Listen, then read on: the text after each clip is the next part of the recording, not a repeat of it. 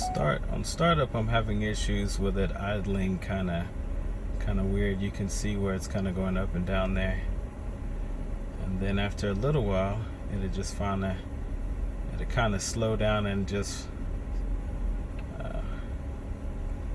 but I didn't notice this until I had the PCV valve replaced, that it's doing that. It's just idling kind of awkward. Trying to see how long it's going to take. Normally it'll kind of stop.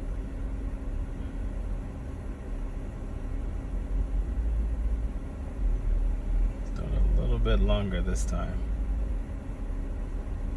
Okay, see, it stopped there. It took about 49 seconds, or 43 seconds actually.